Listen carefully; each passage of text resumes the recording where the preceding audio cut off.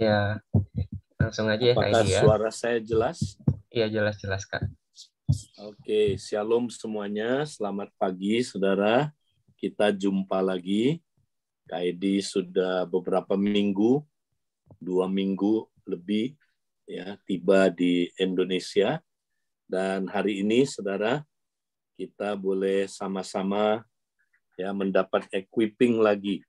Nah, saya tergerak untuk menyampaikan ya 2 minggu yang lalu, saudara. Ya, minggu ini juga pasti berkaitan. Ya, kita membahas, merenungkan tentang encounter dengan Kristus, perjumpaan dengan Kristus. Ya, kita mesti mengalami truth encounter, berjumpaan dengan kebenaran, perjumpaan dengan kasih, love encounter, dan perjumpaan dengan kuasa Kristus, ya, power encounter. Nah, ini harus terjadi secara pribadi tiap hari, tapi juga saudara secara korporat dalam kompak dan komsel kita. Ya, kalau kita nggak ngalamin perjumpaan dengan Kristus, saudara, kita nggak bisa bertumbuh ya dan berbuah di dalam Kristus. Kita mau lihat next, mengapa penting perjumpaan dengan Kristus, saudara. Nah, kita mau lihat Yohanes 5, 39 sampai 40. Kamu menyelidiki kitab-kitab suci, sebab kamu menyangka bahwa olehnya kamu mempunyai hidup yang kekal. Tetapi walaupun kitab-kitab suci itu memberi kesaksian tentang aku, namun kamu tidak mau datang kepadaku untuk memperoleh hidup itu. Nah, Tuhan Yesus ya menegur orang Farisi, saudara, orang Yahudi di zaman itu. Mereka itu menyelidiki kitab-kitab suci, ya. Jadi mereka bukan cuma baca loh, saudara, menyelidiki. Hebat ya. Meneliti lebih dari saudara. Ya, mereka sungguh-sungguh baca Alkitab, meneliti Alkitab, menyelidikinya, research. Ya, sebab kamu menyangka bahwa olehnya kamu mempunyai hidup yang kekal. Ya, mereka menyangka bahwa di dalam Alkitab mereka akan memperoleh hidup kekal. Yesus meneguhkan. Ya, Yesus bilang betul. Alkitab itu memang bersaksi tentang aku. Jadi kalau saudara baca Alkitab, saudara bisa ketemu Yesus. Ya, karena Alkitab memberi kesaksian tentang Yesus. Nah, apa problem mereka, saudara? Kenapa mereka nggak memperoleh hidup yang kekal? Yesus bilang begini, namun kamu tidak mau datang kepadaku untuk memperoleh hidup itu. Nah, ini problemnya. Mereka tidak mau datang kepada Yesus. Tidak mau ketemu Yesus. Nah, ini dia. Tidak mau encounter dengan Yesus. Nah, saudara, ini penting. Berjumpa dengan Kristus. Banyak orang baca Alkitab, tapi tidak berjumpa dengan Kristus. Adalah mungkin saudara ikut ibadah tiap pagi, tapi tidak berjumpa dengan Kristus. Ya, itu orang Farisi, saudara. Orang Yahudi zaman itu. Ya, mereka rajin baca Alkitab, tapi nggak berjumpa dengan Kristus. Ya, nggak ada perubahan hidup. Hidupnya tetap dalam kegelapan. Karena apa, saudaraku? Tidak ada encounter dengan Tuhan. Nah, penting sekali kita ya berjumpa dengan Kristus. Ya, dan kalau saudara sudah pernah berjumpa dengan Kristus, ya lewat firman-Nya, saudara harus terus-menerus berjumpa dengan Dia. Karena ini penting, saudara. Nah, kenapa berjumpa dengan Kristus itu penting? Ya, tadi ya, kita akan saudara memperoleh hidup itu kalau kita berjumpa dengan Kristus. Ya, kita lihat Saulus dalam gambar ini, saudara. Ketika dia berjumpa dengan Kristus dalam perjalanan ke Damsik, dia mengalami perubahan hidup yang radikal. Ya, dan Saulus ya yang berubah itu, saudara, dia bilang begini, yang ku kehendaki ialah mengenal Dia dan kuasa kebangkitannya, ya, serta menjadi serupa dengan Dia dalam kematiannya. Wow, dia pengen mengenal Kristus terus-terusan. Nah, kata mengenal, saudara, itu artinya bukan hanya tahu, tapi dia ingin terus-terusan ketemu Yesus, berjumpa dengan Yesus. Dia ingin terus-terusan, saudaraku, ya, punya pengalaman pribadi dengan Tuhan, berjumpa dengan Dia terus-terusan. Itu yang dia katakan, saudaraku.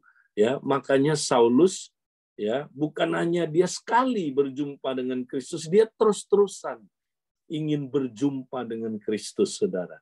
Itu yang menjadi kerinduan Saulus, ya, saudara. Nah, kemudian apalagi yang terjadi? Ya, kita lihat kompak yang pertama. Siapa kompak yang pertama, saudara, di dalam Alkitab? Ya, di dalam Yohanes 1 ayat 35 ke atas, saudara baca, kompak yang pertama itu adalah Yohanes dan Andreas.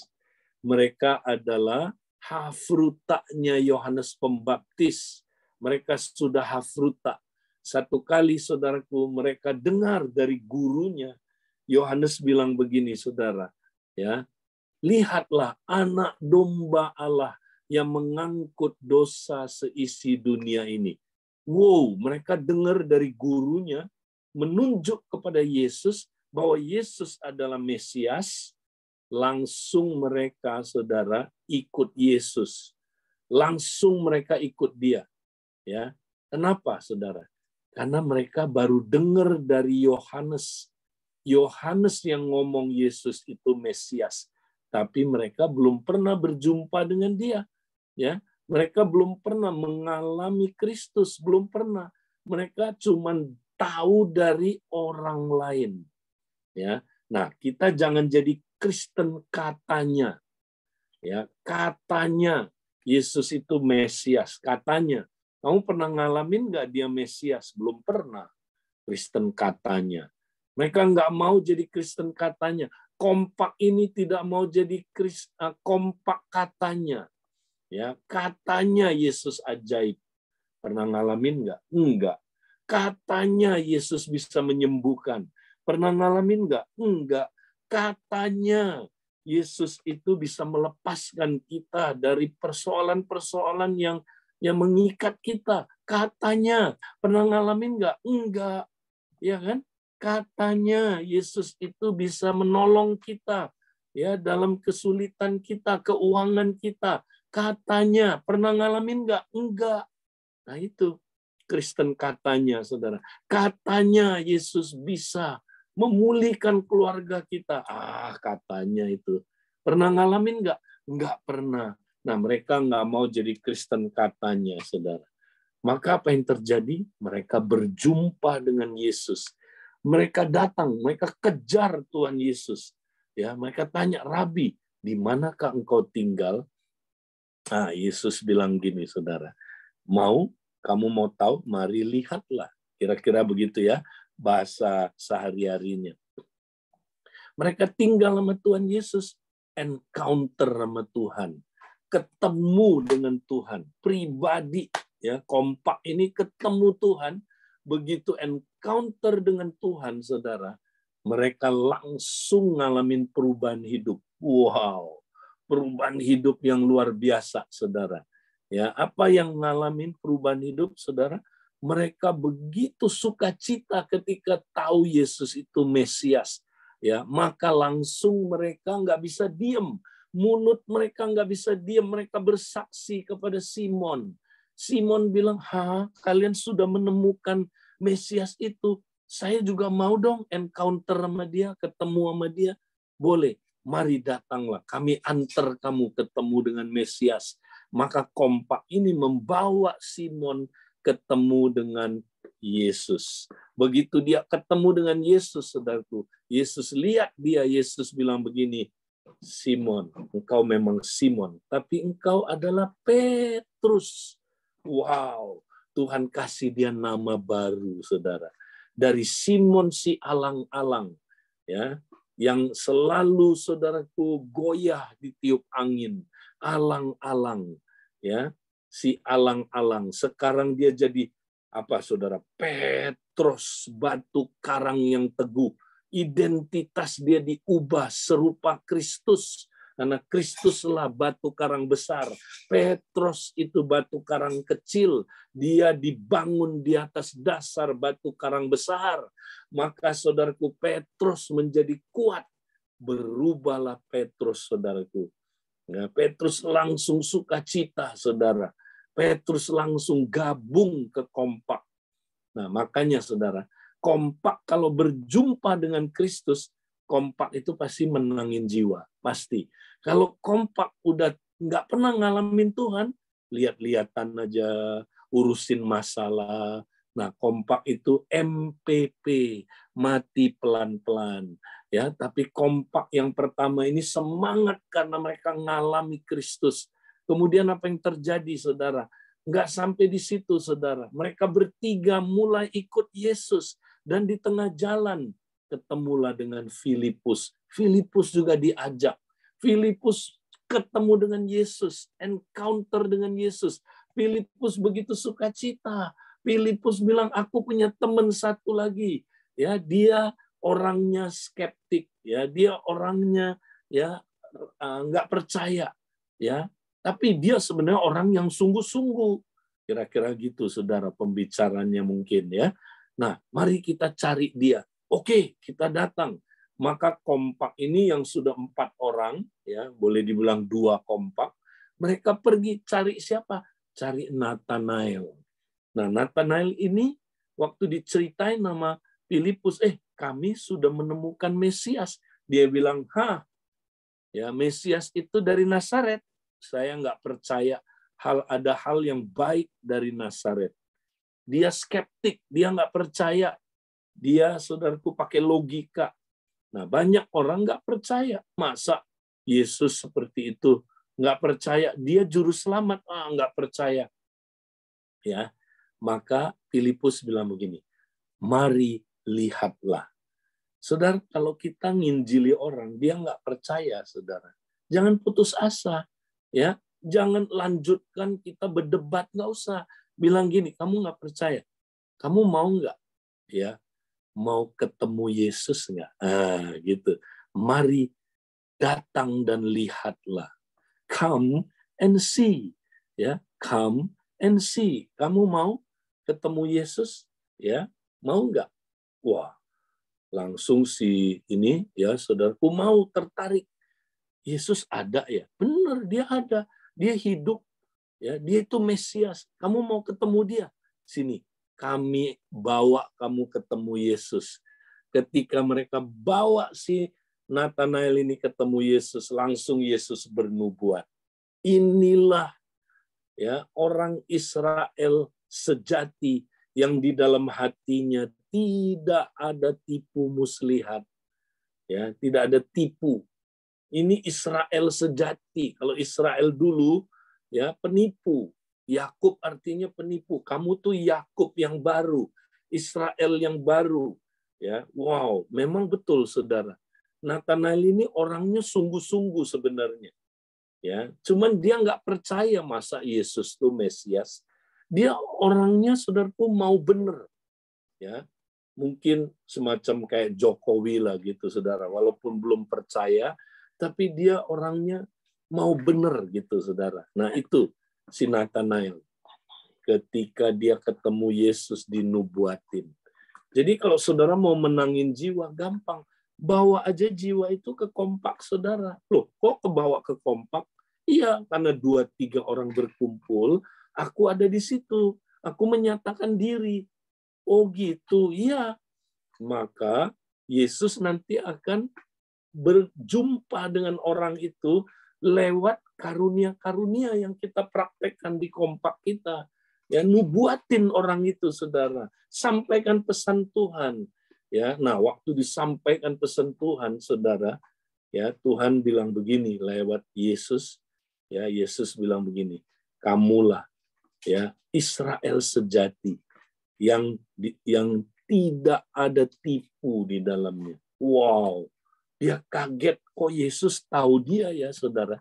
Dia bilang, Tuhan, ya, Bagaimana engkau bisa mengenal aku? Ya, nah, karena Yesus bacain dia pakai nubuatan. Jadi pakai nubuatan tuh menangin jiwa itu efektif sekali, saudara. Nah, apa yang terjadi, saudara?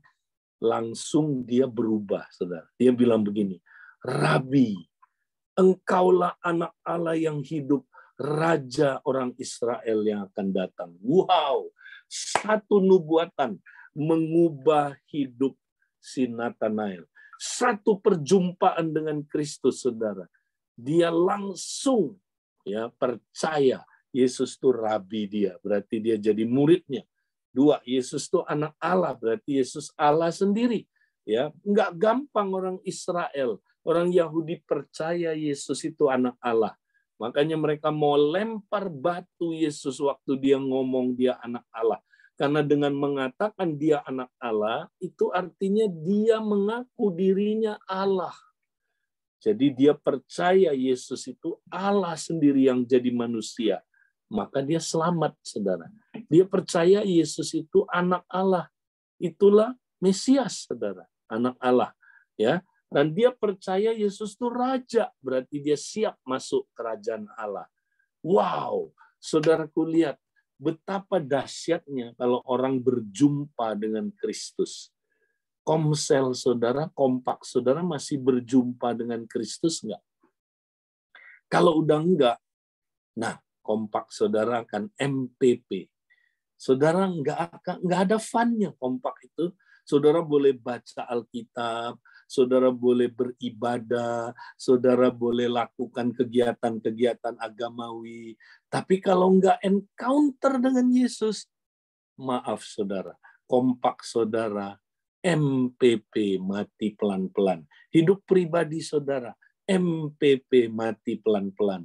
Saudara-saudara, jangan pernah berhenti encounter dengan Yesus. Ini harus kita alami tiap hari. Nah, waktu itu murid-murid tiap hari ketemu Yesus kan? Karena begitu dipanggil jadi muridnya, langsung mereka tiap hari loh. Ikut Yesus tuh tiap hari.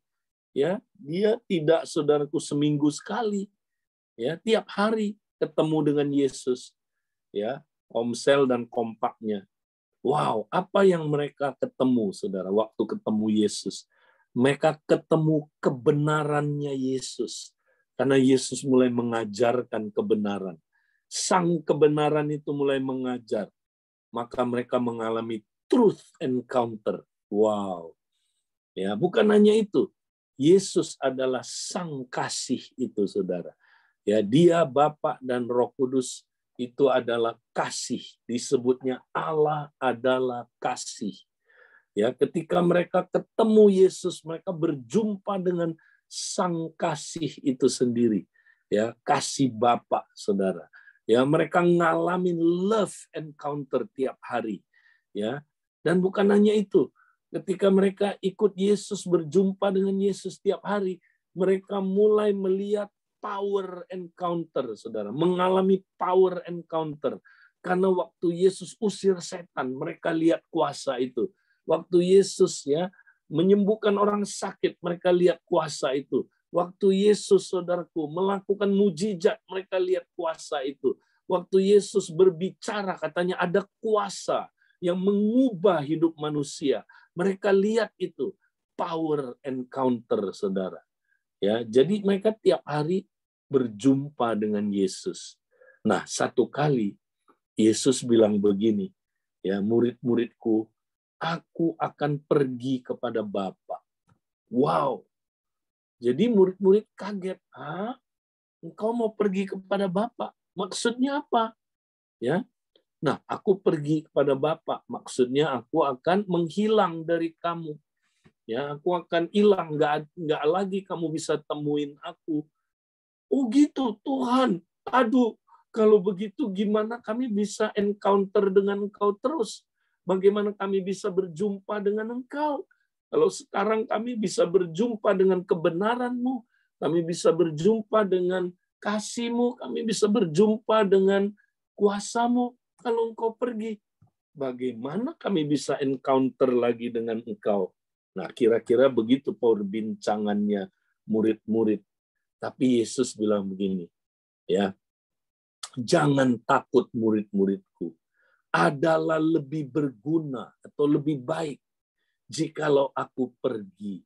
Sebab jikalau aku tidak pergi, ya, maka Roh Kudus itu, penolong itu tidak datang. Jadi Yesus katakan, kamu jangan takut. Justru kalau aku pergi, Roh Kudus akan datang. Nah, nanti waktu Roh Kudus datang, dialah yang akan membawa kalian bisa encounter dengan aku lebih baik lagi dari yang sekarang. Ya, sekarang kamu encounter dengan aku, ya, selama seharian, tapi nggak bisa 24 jam. Karena Tuhan Yesus waktu itu, saudara, masih bentuknya tubuh sebelum kebangkitan. Ya, jadi dia terbatas. Dia nggak bisa ditemuin 24 jam. Kadang-kadang Yesus tertidur di kapal. Waktu dia tertidur di kapal, mereka kelimpungan menghadapi badai itu, saudara. Kenapa Yesus lagi tidur? Ya kan, saudara? Tapi Yesus bilang, jangan takut. Nanti Roh Kudus, kalau dia datang, kalian akan encounter dengan saya lebih hebat lagi dari yang sekarang. Kalian bisa berjumpa dengan aku lebih hebat lagi.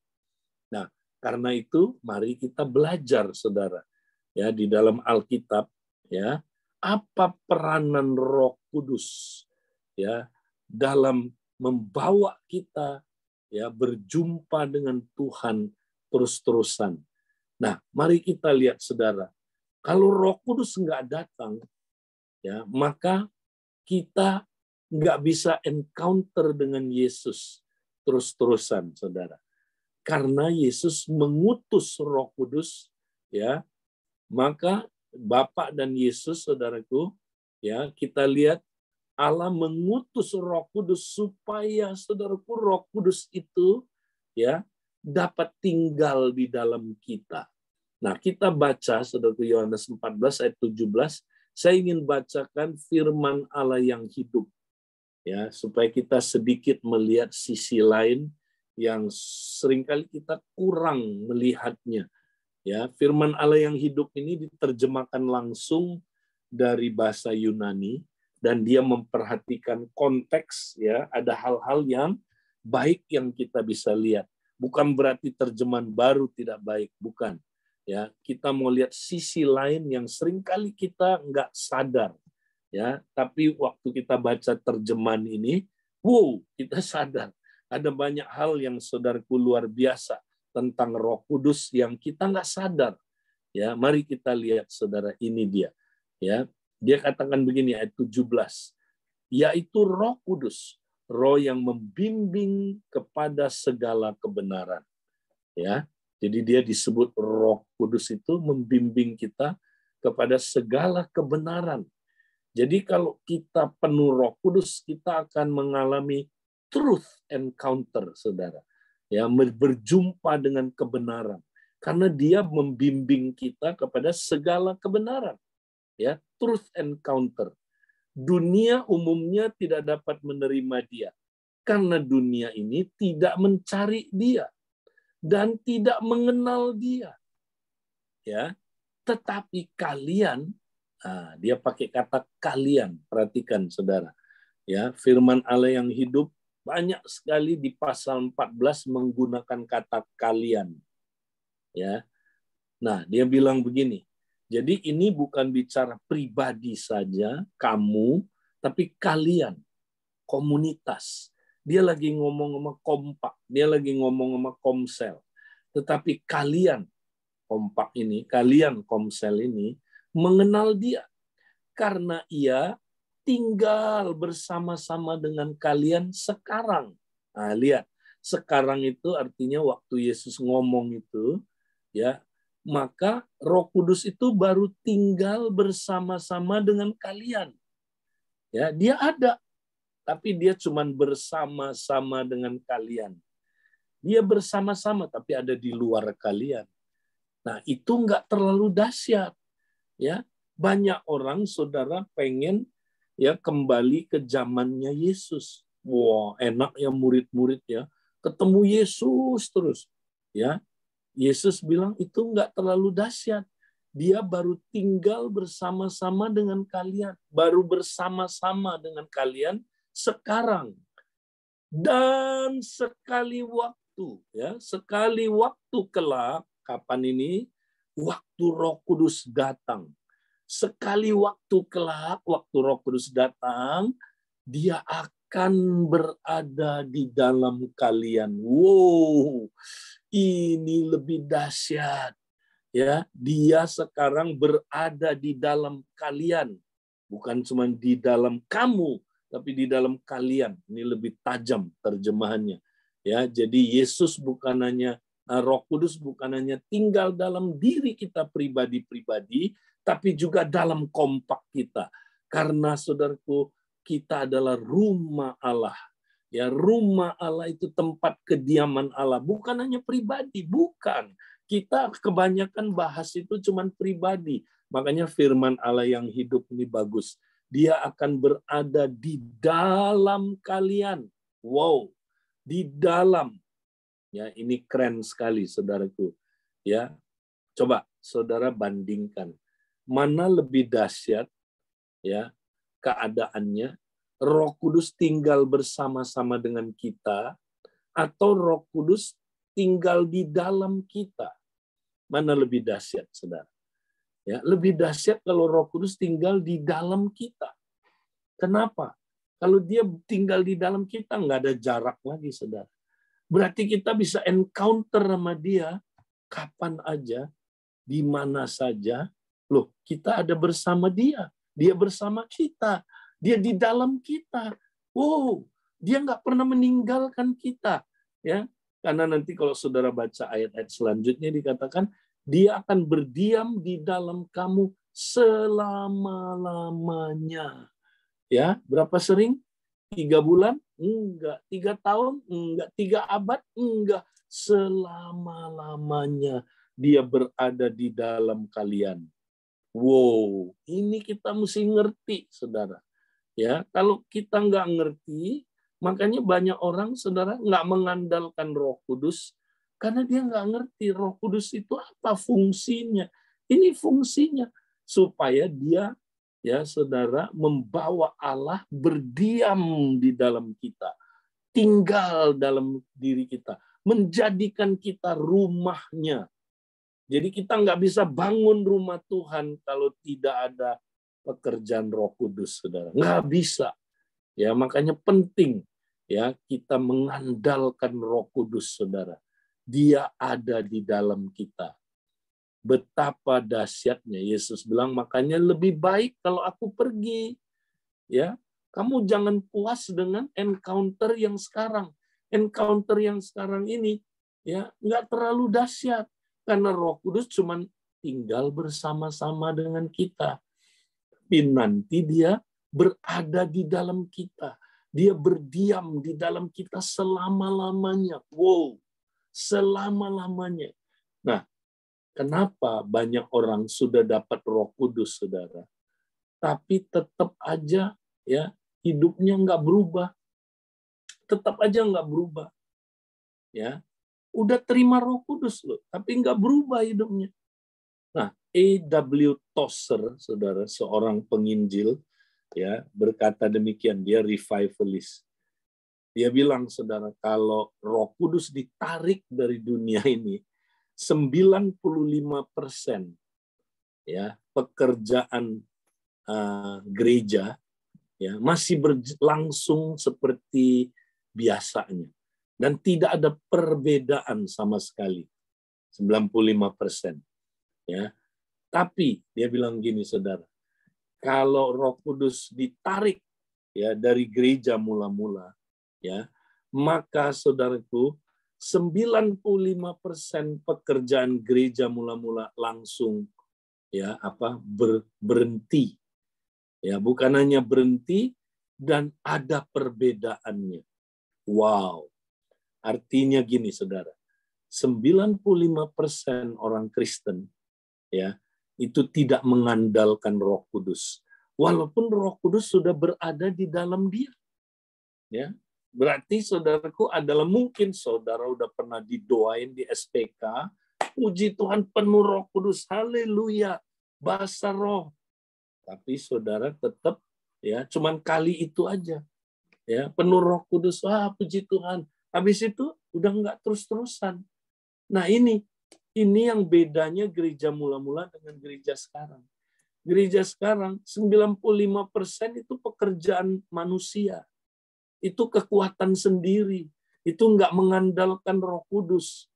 Saudara, makanya kompak kita enggak bisa jalan. Kalau kita tidak penuh dengan Roh Kudus, enggak bakal jalan aja. Saudara boleh kumpul-kumpul, ya, senang-senang lihat-lihatan, lama-lama bosen. Lama-lama apa lu? Ya, lihat-lihat. Gua sebel sama lu. Udah banyak masalah lu, ya. Kita mesti ketemu lagi. Kenapa sih? Wah, itu mulai.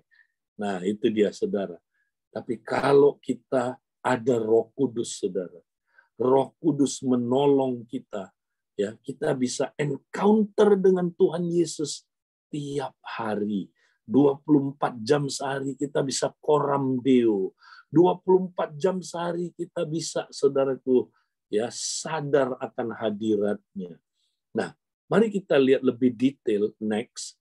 Lalu, ya, ayat 20 Tuhan Yesus menjelaskan, ya, apa yang terjadi kalau Roh Kudus berada di dalam diri orang percaya. Kalau Roh Kudus tinggal dalam diri orang percaya. Ya, setelah aku hidup kembali, kalian, nah dia kembali menggunakan kata kalian akan mengetahui. Mengetahui di sini bukan tahu secara otak, tapi saudaraku, mengalami pencerahan, sadar betul, ya, sadar betul. Sadar apa? Dua hal. Satu, bahwa aku berada di dalam Bapakku. Ya, aku berada di dalam Bapakku. Artinya aku dan Bapa itu satu. Ya, kami dua pribadi, ya, yang berbeda. Aku adalah aku, Bapa adalah Bapa. Kami berbeda pribadinya, tapi kami satu karena aku berada di dalam Bapa. Aku adalah firman-Nya Bapa. Aku keluar dari Bapa.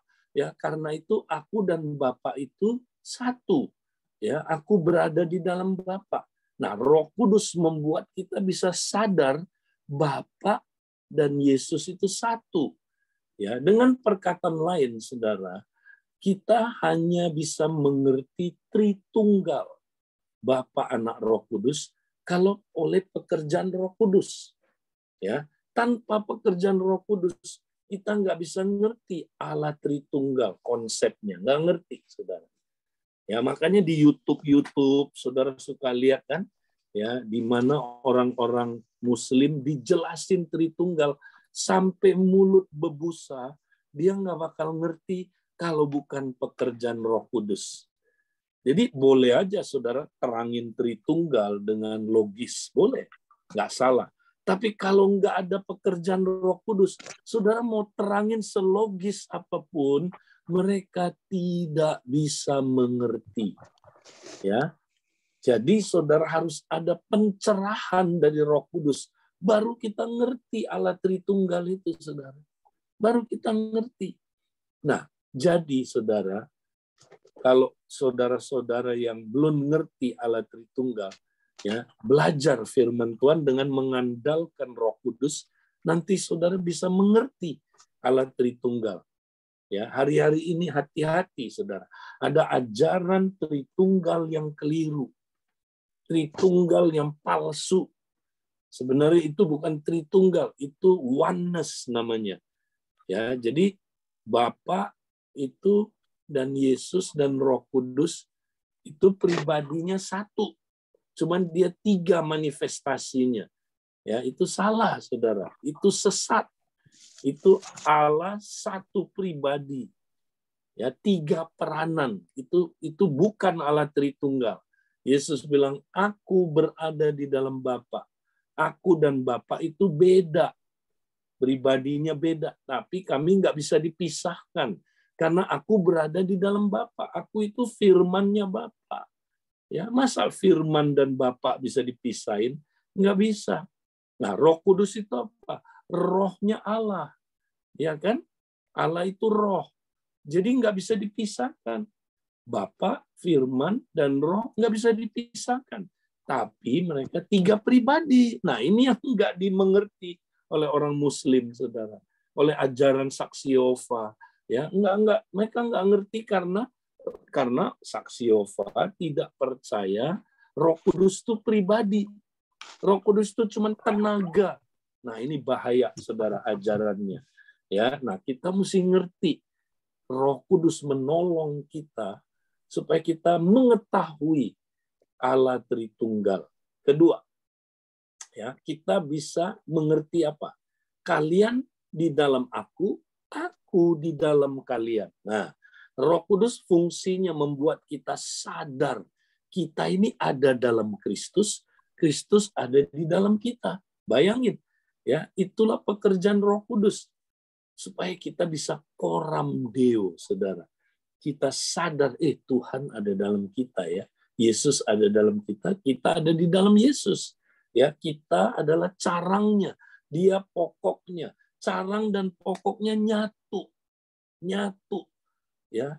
Nah, saudara-saudara, itu pekerjaan Roh Kudus. Nah, sekarang saudara, kalau Yesus ada dalam kita dalam Yesus, berarti kita bisa encounter terus dengan Yesus kapan aja. Karena dia begitu dekat, nggak ada jarak. Nah, banyak orang Kristen, saudara, ya dia udah ada dalam Kristus, Kristus di dalam dia, tapi dia tetap nggak pernah berjumpa dengan Kristus. Itu sama kayak gini, saudara. Saudara dan istrimu ada sekamar, ya di dalam kamar, tapi nggak pernah ngobrol. Nah, itu kayak gitu tuh banyak orang Kristen. Sekamar, satu kediaman dengan Yesus, tapi nggak pernah ngobrol, nggak pernah ketemu, nggak pernah encounter.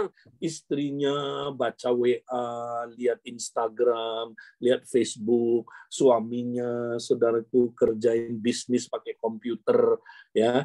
Terus masing-masing ada kegiatan sendiri, nggak pernah encounter. Apakah saudara kayak begitu, saudara? Nah, ini dia. Nah, sekarang kita mau lihat apa kuncinya.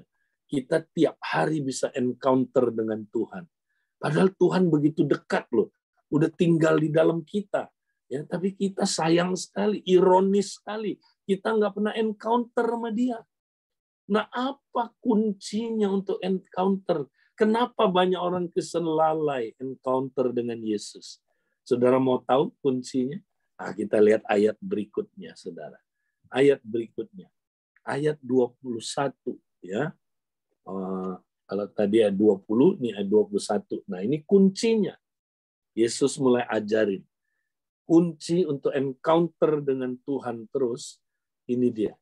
Orang yang taat kepadaku, ialah orang yang mengasihi aku. Jadi kalau saudara, tandanya engkau mengasihi Allah, adalah engkau taat. Betul? Kau mengasihi orang tuamu, tandanya apa? Engkau taat kepada dia. Kalau engkau tidak taat, berarti ya ada apa dong di hatimu? Engkau tidak mengasihi orang tuamu. Ya, sama. Kau mengasihi Allah? Ya, tandanya apa? Engkau taat kepadanya. Ya. Dan sebab ia mengasihi aku. Orang yang taat itu katanya karena dia mengasihi aku. Nah, apa yang terjadi kalau kita taat kepada Allah? Nah, ini yang terjadi. Bapakku akan mengasihi dia. Dan aku juga mengasihi dia. Nah, ini jangan disalah tafsir, saudara. Banyak orang, ya, kalau nafsir itu main comotologi namanya, dicomot-comot ayatnya. Ya, jadi ini bukan berarti gini, saudara. Kalau saudara nggak mengasihi dia dulu, ya Bapak nggak mengasihi saudara, Yesus nggak mengasihi saudara. Nah, ini kalau itu yang saudara tafsir, ini bertentangan sama firman yang mengatakan bukan kita yang terlebih dahulu mengasihi dia, 1 Yohanes 4 ayat 10-11, tapi dia yang terlebih dahulu mengasihi kita. Kapan dia mengasihi kita, saudara? Ketika kita masih berdosa. Ya, orang berdosa nggak ada yang mengasihi Allah. Orang berdosa itu tidak ada yang mencari Allah. Orang berdosa itu membenci Allah malah, ya. Nah, ketika kamu masih berdosa, aku telah mengasihi kamu, kata Tuhan. Tuhan telah mengasihi kita, mengutus anaknya Yesus Kristus mati di kayu salib buat kita. Dia terlebih dahulu mengasihi kita. Ya, jadi ini ayat bukan syarat, bukan gini. Kalau kamu nggak mengasihi aku juga nggak mengasihi kamu ya. Sorry ya. Kalau kamu nggak mengasihi aku, Bapak bilang sorry, aku juga nggak mengasihi kamu. Bukan begitu, ya, bukan. Maksudnya gini, karena Allah telah mengasihi kamu, ya, kamu pasti mengasihi aku. Nah, kalau kamu mengasihi aku, kamu pasti taat. Nah, ketika kamu taat itu, Bapakku akan mengasihi dia, dan aku juga akan mengasihi dia. Nah, ini lebih tepat, maksudnya gini, saudara.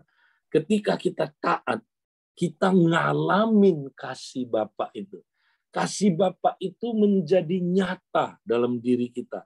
Waktu kita, saudaraku, taat kepada dia, maka apa yang terjadi? Ya, Yesus kasihnya nyata dalam diri kita. Ya, nah dia bilang begini, serta menyatakan diriku kepadanya. Wow. Jadi saudara, waktu kita taat sama Tuhan, terjadilah love encounter, saudara. Ya, love encounter. Kita mengalami kasih Bapa, ya, bahwa Bapa mengasihi kita. Kita mengalami Yesus mengasihi kita, ya, dan kita mengalami penyataan-penyataan diri dari Allah. Ya, Allah menyatakan diri. Ya, menyatakan itu dasar katanya nyata. Saudara mau nggak Tuhan tuh nyata dalam diri saudara? Sehingga saudara bukan lagi orang Kristen katanya, yang tadi itu katanya. Ya, banyak orang Kristen katanya. Kenapa? Ya karena dia nggak pernah ngalamin Allah itu nyata dalam dirinya. Ya, mama rohani saya, saudara, satu kali makan bakmi, ya, kemudian saudara ada pengamen nyanyi. Burung nuri katanya, terbang tinggi katanya, ya. Nah, ibu rohani saya penasaran, dikasih uang 500 pengamen itu. Lalu dia bilang, Pak, maaf ya Pak ya, kenapa Bapak nyanyi kok pakai katanya? Ya, kan biasanya burung nuri, terbang tinggi. Kenapa Bapak burung nuri, katanya terbang tinggi, katanya. Ya, dia ditanya, saudara. Oh, Bapak ini bilang begini pengamennya. Bu, Ibu ini gimana sih? Saya orang yang jujur, Bu. Saya ini orang buta. Nah, saya nggak pernah lihat burung nuri itu kayak apa. Ya, saya jujur, makanya saya nyanyinya burung nuri. Katanya, terbang tinggi, katanya. Ya kan, gitu. Nah, saudara Kristen katanya bukan. Katanya Yesus itu ajaib. Pernah ngalamin nggak? Enggak. Katanya Yesus itu bisa tolong saya. Pernah ngalamin nggak? Enggak. Nah, kenapa, saudara? Kenapa Allah tidak nyata dalam hidup saudara? Ya, karena saudara nggak taat. Ini dia. Kuncinya ketaatan. Taat kepada perintah-perintahnya. Nah, nanti kita lihat perintahnya Tuhan apa aja. Ya, nah kita lanjut lagi. Lalu Yudas ya bilang begini, saudara. Ya, Yudas bilang, Tuhan, kenapa? Ini kayaknya Yudas yang satu lagi ya. Dia bilang begini, saudara. Kenapa engkau mau menyatakan diri ya kepada kami, tapi bukan kepada dunia ini? Ya, kenapa? Nah, Yesus jelasin lagi. Dia ulangi lagi, saudara. Next, ya dia bilang begini. Yesus menjawab, sebab aku akan menyatakan diri hanya kepada mereka yang mengasihi dan mentaati aku. Ya. Nah, ini urutannya, lihat, mengasihi dan mentaati aku. Ya. Jadi hanya itu yang akan mengalami penyataan Allah. Allah akan menyatakan diri kepada mereka yang mengasihi dan mentaati aku. Nah, dia ulang lagi, Bapa juga akan mengasihi mereka. Jadi Bapak juga akan mengasihi mereka, ya. Dan ini ulang lagi, mereka akan mengalami Kasih Bapa itu nyata dalam diri mereka. Dan kami, wow, ini yang luar biasa. Kami ini siapa? Allah Tritunggal. Karena konteksnya Bapa, Yesus, dan Roh Kudus. Betul? Karena Yohanes 14 itu ayat tentang Roh Kudus. Jadi Bapa, Anak, Roh Kudus akan datang serta hidup dengan mereka. Ini lebih dahsyat, hidup dengan mereka. Bukan hanya ada di dalam mereka, hidup. Ya, inilah yang Yesus bilang, hidupku, Paulus bilang, hidupku bukan aku lagi. Ya, bukan aku lagi, tapi Kristus yang ada di dalam aku yang hidup. Bayangin Saudara, Allah jadi hidupnya kita. Ya. Allah jadi hidupnya kita. Allah Tritunggal. Bapa ada di situ, Roh Kudus ada di situ, Anak ada di situ.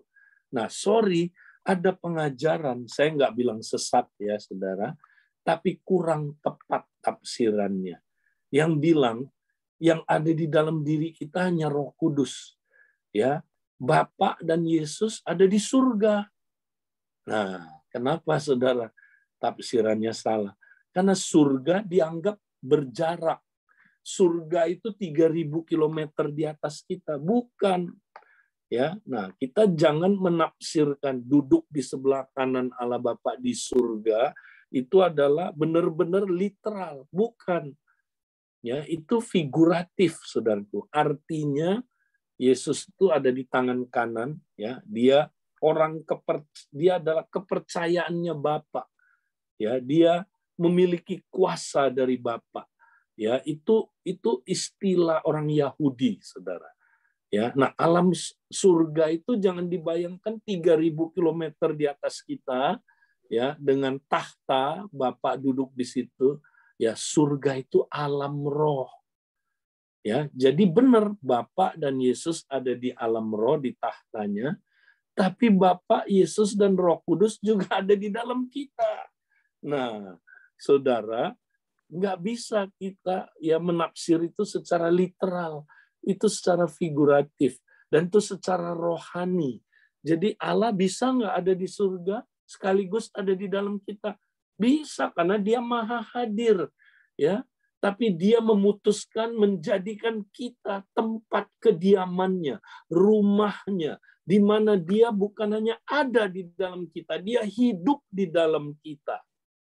Nah, inilah Saudara yang dikatakan dalam 2 Korintus pasal 6. Ya kan?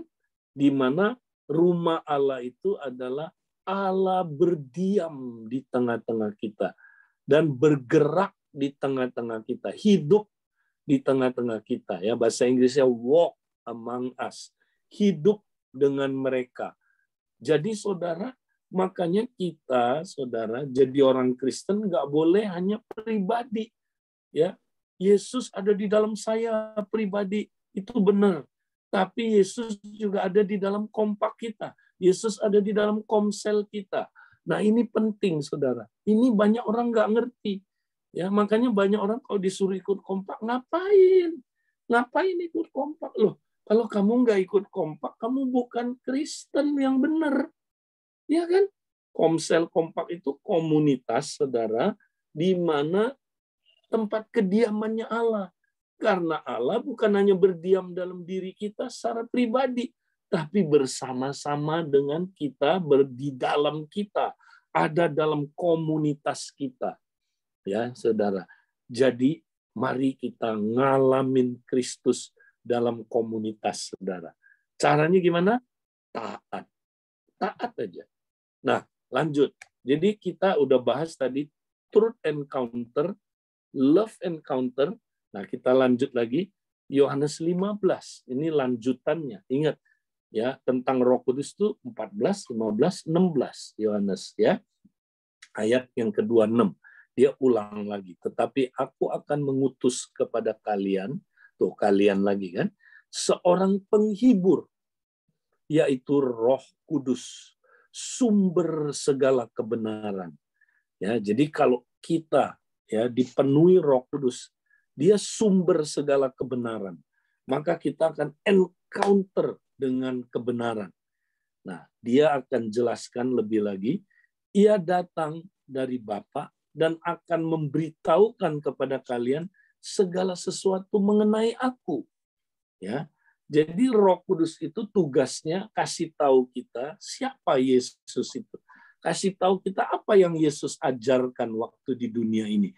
Dengan perkataan lain, Roh Kudus mengajarkan kita firman Allah, saudara. Ya, supaya kita ngalamin truth encounter. Ya, truth encounter, saudara. Tapi nggak cukup sampai di situ ayat 27, kalian juga harus memberitahu tiap-tiap orang tentang aku.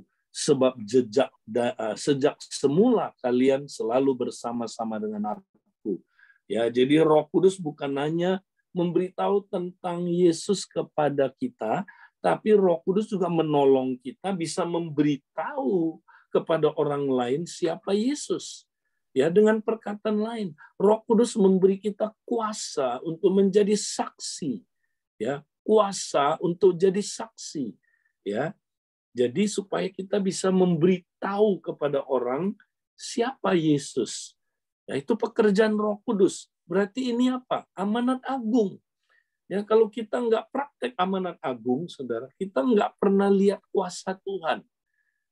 Saudara, banyak orang Kristen ya tidak lagi praktek amanat agung. Makanya dia nggak pernah ngalamin power encounter, saudara.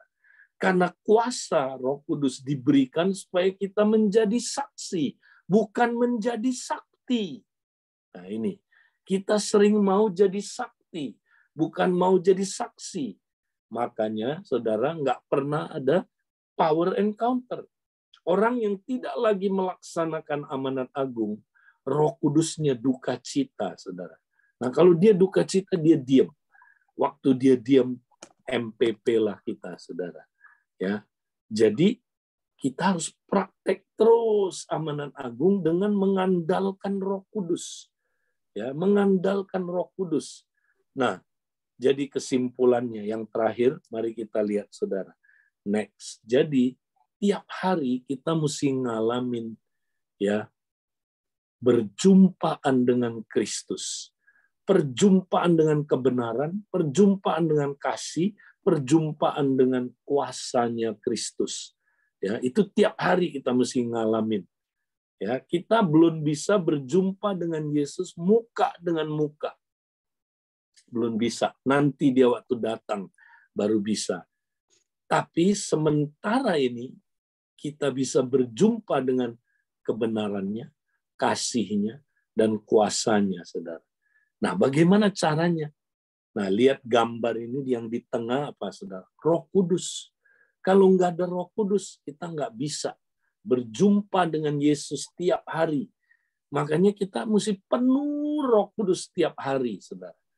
Saudara perhatikan saat teduh saya, selalu tiap hari saya tulis, saya mau dipenuhi Roh Kudus, saya mau dipimpin Roh Kudus tiap hari.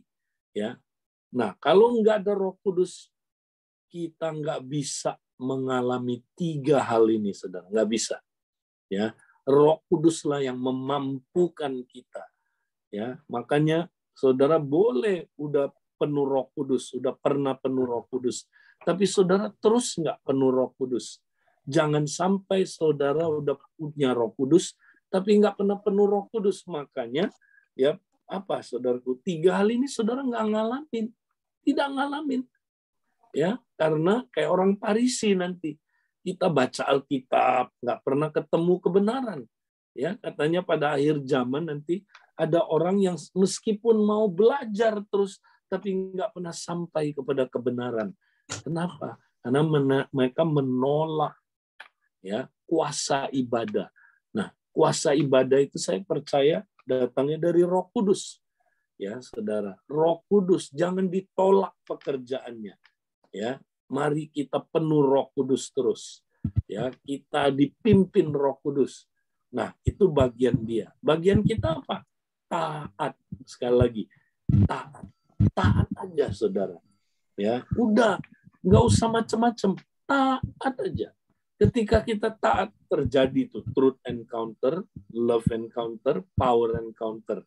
Nah, kita lihat ya, taat kepada perintah Tuhan. Ya kan? Perintah Tuhan ada berapa? Ada 3, up in out. Ya, pertama perintah yang terutama. Apa itu? Shema Israel. Ya, Tuhan itu Allah kita, Tuhan itu Esa. Ya, apa perintah yang terutama itu? Kasihilah Tuhan Allahmu dengan segenap keberadaanmu, segenap hatimu, segenap jiwamu, segenap akal budimu, dan segenap kekuatanmu. Ya, saudara, kasihi Tuhan dengan segenap keberadaanmu. Bagaimana caranya? Ya, kalau engkau ya udah mengalami kasih Kristus, Kristus sudah memberikan nyawanya, seluruh hidupnya kepada saudara. Bagaimana cara saudara mengasihi Kristus kembali? Serahkan diri saudara 100% kepada dia. Itulah tanda saudara mengasihi dia. Ya. Jadi gimana caranya? Ya, saudara mengasihi Allah, ya, serahkan dirimu sepenuhnya, radikal. Nah, itu renungan kita, saudaraku, minggu ini. Sold out for Jesus. Ya, terjual habis ya untuk Kristus. Serahkan 100% diri saudara. Makanya itulah bentuknya ibadah sejati. Serahkan seluruh tubuh saudara ini, karena di dalam tubuh saudara ada roh, ada jiwa, ada akal budi saudara. Serahkan, ya, radikal, serahkan. Tiap hari mesti menyerahkan diri saudara. Nah, itu renungan kita Roma ya hari ini. Serahkan supaya tubuh kita, hidup kita jadi hamba kebenaran, bukan lagi hamba dosa. Ya, kita mesti tiap hari serahkan. Ya, itulah ibadah sejati. Roma 12 ayat 1. Ya, itu dia. Tapi nggak cukup, saudara. Kalau saudara udah serahkan, nah nanti sang kebenaran mulai ya bekerja. Sang kebenaran itu akan mulai bekerja apa? Mengubah pikiran kita, saudara. Ya, makanya dia mengubah pikiran kita lewat apa? Lewat perenungan firman.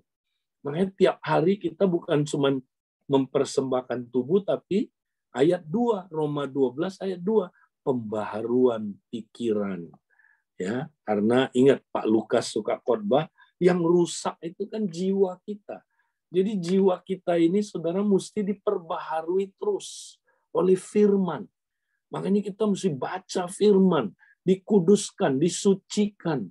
Ya, terus waktu kita baca firman, saudaraku, ya, kita mengalami truth encounter, berjumpa dengan sang kebenaran itu, saudara. Dan kita akan mengalami kemerdekaan dari dosa. Kita akan dilepaskan dari dosa. Jadi tadi siapa saudari kita yang berdoa, saya setuju. Ya, kita jangan fokus melihat, aduh, saya kok banyak masalah ini. Ingat, saudara, kita sudah dibebaskan dari perbudakan dosa. Kita ini, saudaraku, sudah jadi hamba kebenaran. Mari kita taat kepada kebenaran. Taat aja, saudara. Ya, renungkan firman, praktek firman Tuhan. Taat. Bisa, kita bisa taat. Karena Roh Kudus menolong kita nanti. Ya. Nah, hidup dalam kebenaran, saudara, juga berbicara hidup dalam kejujuran. Makanya, kata menyembah Allah dalam roh dan kebenaran, bahasa Chinese-nya adalah ya dalam roh dan kejujuran. Ya, saudara, kalau kita mau nyembah Tuhan, kita mesti jujur. Kenapa? Karena Allah itu terang. Saudara nggak bisa nipu dia. Dia terang. Kalau saudara datang kepada terang, harus terbuka. Ya kan? Jadi hidup dalam terang, terbuka. Waktu saudara hidup dalam terang, itulah hidup dalam kebenaran. Jadi makanya kita mesti terbuka, saudara. Hidup ini terbuka.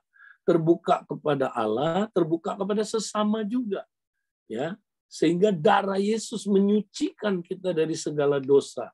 Ya, nah banyak orang tidak mau terbuka hari-hari ini, saudara. Dan hari-hari ini hidup makin tidak terbuka.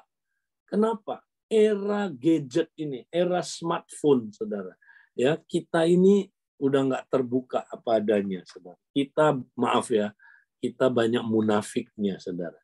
Coba kalau kita masukin ke Instagram, yang kita masukin apa? Yang bagus-bagus kan? Ya, kita yang bagus-bagus, kita senyum, padahal dalamnya, saudaraku, ya lagi luka parah, nggak pernah kita terbuka. Ya, kita kelihatan makan enak, padahal saudaraku, ya nggak makan enak. Ya, kita saudaraku kelihatan sukacita kayak baik ya sama suami istri, kita post di Instagram, padahal kita saudaraku berantem. Ya, habis post apa lu lihat-lihat gua macem-macem lu. Saudaraku, kita mesti hidup dalam kebenaran. Ya, hidup dalam kejujuran, itu artinya aletheia. Ya, kebenaran bisa diterjemahkan sebagai kejujuran. Ya, menyembah Allah mesti jujur. Saudara nyembah Allah tapi nggak terbuka sama Allah, ya nggak bisa. Ya, nggak bisa terjadi truth encounter. Ya, nah ini dia, taat aja, taat pasti bisa. Nah, gimana ngalamin love encounter? Taat kepada perintah yang baru. Nah, apa itu perintah yang baru, saudara? Ya, perintah yang baru adalah Yohanes pasal 13 ayat 34 sampai 35. Inilah perintah baru yang kuberikan padamu. Hendaklah kamu saling mengasihi sama seperti aku telah mengasihi kamu. Itu dia. Taat aja sama perintah ini, saudara. Saudara ngalamin love encounter. Ketika kita taat, kita ngalamin kasih itu, ya seperti Efesus 3 ayat 18, kita dapat bersama-sama dengan segala orang kudus memahami betapa lebarnya, panjangnya, tingginya, dan dalamnya kasih itu. Waktu kita taat, mengasihi aja, kita ngalamin kasih. Karena Allah itu kasih. Kalau kita taat sama perintahnya, kita mengalami kasih. Dan perintah Tuhan adalah saling mengasihi. Ya, jadi waktu kita saling mengasihi, saudara, kita ngalamin Allah itu real. Kasih itu real. Nyata dalam hidup kita. Yang tadi itu kan, kalau kita sudah taat sama perintahnya, ya, maka kasih Bapa kita alamin, kasih Yesus kita alamin, kasih dalam segala ukurannya, segala dimensinya, lebarnya, panjangnya, tingginya, dalamnya. Tahukah saudara, kasih Allah itu lebar, ya, lebar, selebar apa? Selebar seluruh dunia ini, saudara. Ya, seluruh suku bangsa, seluruh latar belakang, seluruh jenis ya manusia, perbedaan kulit ya. Makanya saudara, ada lagunya, Allah cinta segala bangsa di dunia. Ya. Nah, nggak peduli siapa dia, ya. Apa katanya saudara? Ya, walaupun dia saudara kulitnya hitam, kulitnya putih, rambutnya keriting, rambutnya lurus, ya Tuhan cinta saudara. Ya, kemudian apalagi saudara, ya mata sipit, mata belok, ya. Nah, apalagi saudaraku, Tuhan cinta. Nah, kalau kita enggak, kita cintanya itu beda-beda, kasihnya itu beda-beda. Oh, Pak Edi, sorry ya, saya kalau orang Batak nggak bisa saya mengasihi dia. Saya orang Jawa, ya. Saya namanya Untung, namanya aja Untung, orang Jawa. Sorry, saya nggak bisa mengasihi orang Batak. Nah, itu dia. Itu kasih manusia. Ya, tapi kalau Pak Untung mau mengasihi orang Batak yang walaupun dia ya punya apa? Punya kecanggungan mengasihi orang Batak, tapi waktu dia praktek mengasihi, dia dapat mengalami betapa lebarnya kasih Kristus itu, saudara. Selebar dunia ini. Tidak peduli latar belakang, kasih Kristus. Kasih Kristus juga panjang. Wah, panjang sabar, ya kan? Coba, saudara. Kenapa kita mesti mengampuni 70 kali 7 kali? Karena kasih Allah itu panjang sabar. Ya, kasih Allah itu panjang. Ya, makanya kita mesti mengampuni 70 kali 7 kali. Ya, mana bisa Pak Edi? Ya, taat aja. Taat, saudara. Bisa kalau saudara taat. Ya, karena kalau Allah perintahin kita taat, kita pasti bisa melakukannya. Karena nggak mungkin Bapak memerintahkan anaknya melakukan yang dia tidak bisa. Karena kasih Allah sudah dicurahkan merata ke dalam hati kita oleh Roh Kudus. Kita udah punya kasih. Sang kasih itu bayangin berdiam di dalam kita dan di antara kita. Makanya kompak kalau ada pertengkaran. Kalau ada saudaraku saling menyakiti. Mari ampuni pasanganmu ini. Pasangan kompakmu ini. Ampuni pasangan pernikahanmu. Ampuni keluargamu. Saling mengampuni. Waktu kita praktek mengampuni, kita mengalami betapa panjangnya kasih Kristus, saudara. Ya, kasih Kristus juga tinggi. Ini bicara tentang nggak bisa dijangkau dengan kekuatan kita. Kasih manusia terbatas. Kasih Kristus tinggi. Dari atas, kasih yang dari atas. Tinggi. Tidak bisa dijangkau dengan kekuatan manusia. Itu kasih yang supra alami. Mau alami? Tahu sih Pak Edi. Tahu. Ya, tapi pernah ngalamin? Enggak. Nah, itu Kristen katanya. Mau ngalamin enggak? Mau. Ya udah, praktek kasihnya Allah, jangan kasih manusia. Jangan kasihnya Allah. Nanti saudara rasakan kuasa supra alami dari kasih. Saudara bisa ngalamin tingginya kasih dan dalamnya kasih, saudara. Wow. Kasih itu dalam sekali, saudara. Di luar hikmat manusia. Bagaimana Allah ya yang adalah maha segala-galanya, saudara. Mau rela meninggalkan ya surga yang mulia. Datang menjadi manusia, saudara. Bahkan menjadi hamba yang tidak berguna, saudara. Dulos. Hamba yang cuman untuk cuci kaki manusia, saudara. Ya, itu dulos. Dulos itu hamba yang nggak ada gunanya, saudara. Ya, makanya Yesus suka bilang, katakan kamu hamba yang tidak berguna. Ya, hamba yang tidak berguna, yang cuman tugasnya cuci kaki manusia, saudara.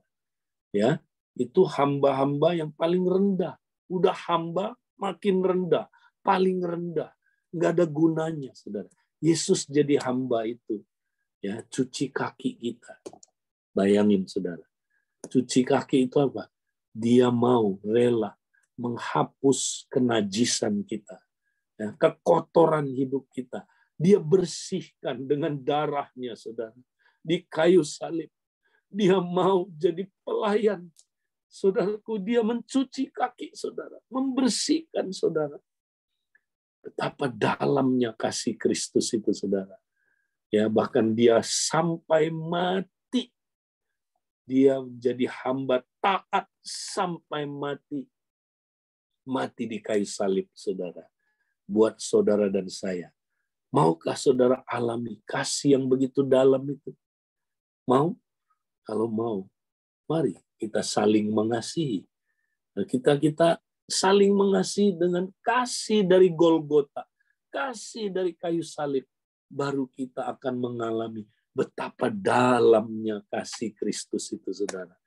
Dan yang terakhir, power encounter. Caranya gimana ngalamin power encounter? Taat aja. Taat sama apa? Perintah agung, amanat agung. Ini amanat loh, saudara. Ini bukan ya main-main, bukan. Amanatnya raja. Taat aja, mulai lakukan amanat agung. Gak usah nunggu. Nanti deh Pak Edi kapan-kapan. Enggak. Sekarang aja langsung, saudara. Taat. Mulai doain VIP list name. Tiap hari. Saya ya belum tiap hari, tapi boleh dikatakan ya mungkin 6 hari dalam 1 minggu saya konsisten doain VIP list name. Ya, tapi saya mau lebih konsisten lagi. Saya mau taat, dipenuhi Roh Kudus, dipimpin Roh Kudus supaya saya tiap hari bisa jadi saksinya dia, baik di rumah, ya dengan keluarga, dengan tetangga, dengan siapapun, saudaraku. Saya mau jadi saksinya Kristus. sehingga saya bisa memenangkan sebanyak orang, bisa memuridkan orang. Nah, jadi amanat agung termasuk memuridkan orang yang belum dimuridkan. Berapa banyak di komsel-komsel kita orang yang belum dimuridkan. Nah, kompak-kompak, ayo muridkan mereka. Ya, ajak mereka ke kompak saudara, pemuridan. Nah, materinya apa? Ya, kalau saudaraku dia baru sekali, ya SPK. Tapi banyak juga orang yang misalnya pria, dia belum dimuridkan dalam pria sejati. Ajak saudaraku, muridkan dia. Ya, ini kompak-kompak pria ini. Nah, mumpung kita tanggal 19 ini, berapa hari lagi, kita ada KKR. Ya, penjangkauan pria. Bawa pria-pria yang belum dimuridkan. Supaya dia ikut acara itu. Nah, nanti di situ dia dapat pencerahan. Pria perlu dimuridkan. Ya, karena kalau pria nggak dimuridkan, rusak keluarga ini, saudara. Hancur keluarga ini. Ya, pria perlu dimuridkan. Maka ajak dia ke acara itu, nanti ikut camp pria sejati, saudara. Nah, WB juga sama, saudara. Wanita-wanita. Ya, nanti bulan depan kita akan ada lagi acara solusi kehidupan untuk wanita terbuka untuk pria. Nah, ajak wanita-wanita yang belum dimuridkan. Kan banyak, saudara. Ya, terutama yang baru-baru ini belum ikut. Ajak mereka, saudara, supaya mereka dimuridkan. Nah, itu adalah bagian dari amanat agung. Mari kita praktekkan 3 hal ini sebagai gaya hidup. Saudara akan encounter dengan Yesus setiap hari. Ketika kita encounter, kita mengalami perubahan hidup. Kita ngalamin dahsyat sekali, saudaraku. Ya, jadi mari, saudaraku. Ya, karena waktu kita tidak ada lagi.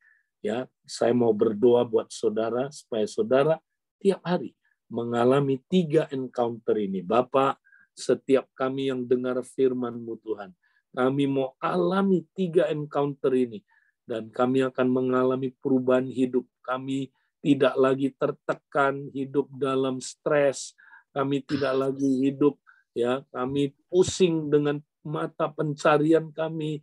Kami pusing dengan problem kami. Ketika kami berjumpa dengan Engkau, kami akan mengalami Kristus dan kami akan mengalami kemerdekaan, kemenangan. Bahkan Amin. Tuhan, kami akan mengalami bahwa hidup kami berubah. Kami bukan lagi hamba kebenaran, hamba dosa. Kami adalah hamba kebenaran. Terima kasih Tuhan untuk firman-Mu hari ini. Kami terima di dalam nama Yesus kami berdoa. Amin. Amin. Oke. Karena waktu ya mungkin kita nggak bisa terlalu panjang. Ya, saya serahkan kembali. Mungkin kalau ada pertanyaan singkat aja, 1-2 pertanyaan. Ya, thank you Kak Edi buat apa yang disampaikan. Silakan teman-teman bagi yang ada. Terima kasih Pak Edi, firman-Nya benar-benar bangun sekali dalam. Terima kasih. Tuhan memberkati Pak Edi. Ya, thank you. Ya, tinggal kita praktekin aja ya, termasuk saya harus praktekkan. Kita semua praktek, oke? Puji Tuhan. Ada lagi saudara yang mau meresponi atau mau bertanya? Kalau ada. Singkat juga Kak Edi dari saya, yaitu bagaimana hari ini kayak diingatin pentingnya encounter ya. Seringkali kita datang tapi kita nggak ngalamin encounter itu gitu ya. Jadi pagi hari ini kayak diteguhkan banget sih apa yang disampaikan oleh Kak Edi itu. Pentingnya itu setiap kita tuh ngalamin perjumpaan gitu sama Tuhan gitu. Jadi sangat dikuatkan sih. Bagi saya seperti itu sih Kak. Singkat dari saya ya. Thank you. Ya. Oke. Nah, ini karena waktu kita banyak udah akan melakukan kegiatan sehari-hari. Ya, saudara, saya mau dorong saudara. Ya, minggu ini ingat kita ada ya KKR penjangkauan pria. Mari kita praktek amanat agung. Dengan kita bawa jiwa, kita praktek amanat agung, saudara.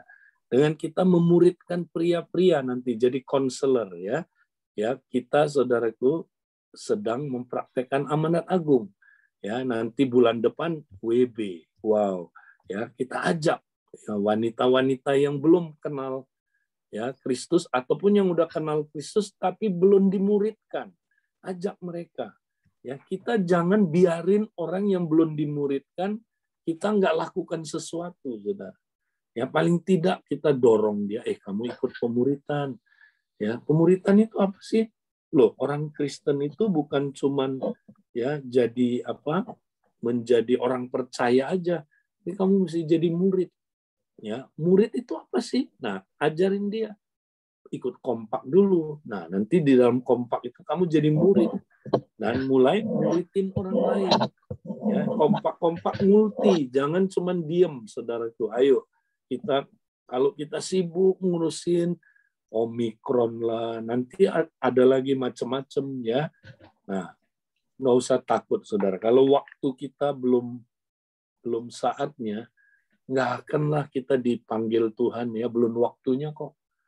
Ya, Kak Edi sekeluarga kena Omikron kemarin ke Amerika, sekeluarga sampai cucu-cucu saya kena.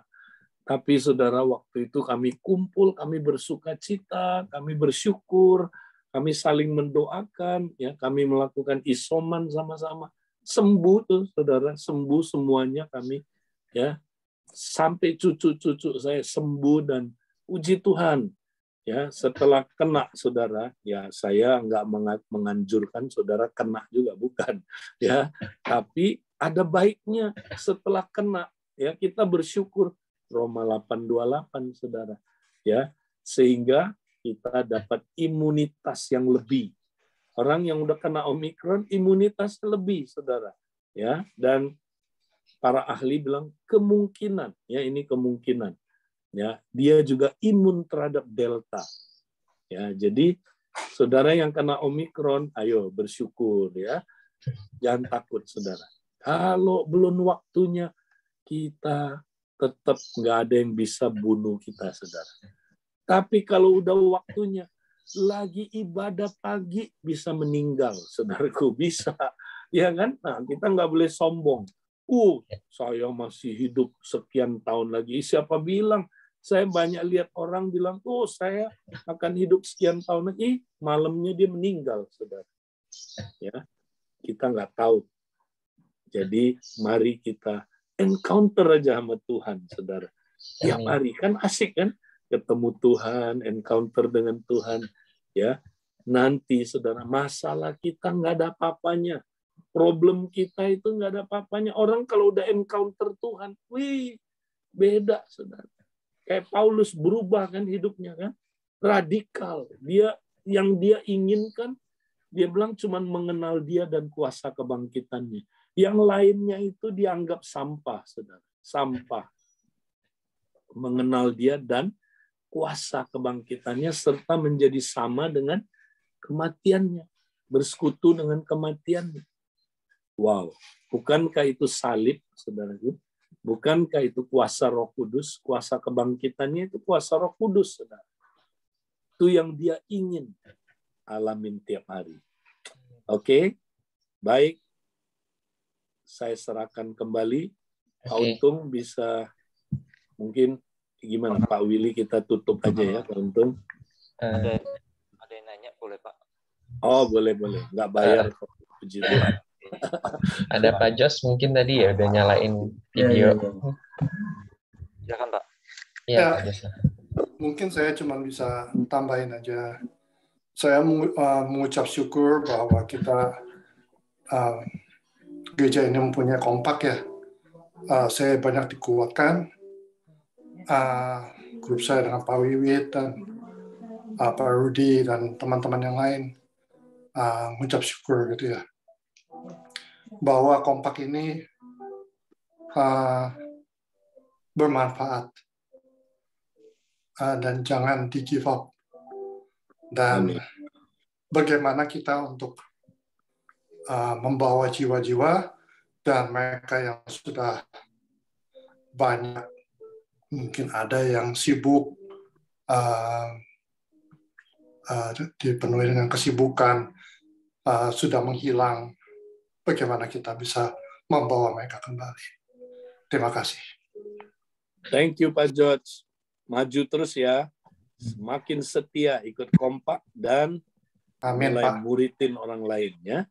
Ya. Cari pria-pria mana yang belum ikut pemuritan, ajak mereka ya dalam KKR pria ini, dan nanti lanjut muridkan mereka setelah ikut camp. Ingat loh saudara, camp kita ya pria sejati yang diadakan oleh Abelov Industri itu disubsidi saudara. Ya. Jadi saudara bersyukur ya bisa ikut acara ini. Nah, mumpung kesempatan ini, mari ajak pria-pria ikut. Nah, tanggal 26-nya langsung ikut camp. 2 kali weekend aja, saudara. Ya. Nah, juga buat saudara yang punya teman-teman berbahasa Inggris ya di Singapura atau di mana, di Filipina, keluarga saudara atau family saudara, saudara mau dia ikut camp, ya, ajak dia tanggal 26 dan tanggal 5, tanggal yang sama ada camp berbahasa Inggris. Ya, jadi ini gabungan CMN Filipina dan CMN Singapura ya akan mengadakan. Nah, saya salah satu pembicaranya nanti. Ya. Jadi manfaatkan saudara ya supaya kita menangin jiwa, muridkan jiwa, dan kompak kita bermultiplikasi. Tuhan memberkati. Saya kembalikan Pak Untung. Ya. Oke Kak Edi, jadi kesempatan buat Pak Jos lagi di Amerika, nanti pas bahasa Inggris ya bawa teman-teman Pak Jos. Pak Jos itu di Amerika tapi setia Kak Edi, ikut kompak, ikut mesbah setiap pagi ya. Dia luar biasa ya. Dari awal kita ngikutin. Ya. Terima kasih. Yes. Oke. Ya, Oke, makasih Kak Kak Edi. Edi. Terima kasih Kak Edi. Tuhan berkati Sampai ya. ketemu. Ya, Tuhan berkati. Minggu depan. Terima kasih Kak Edi.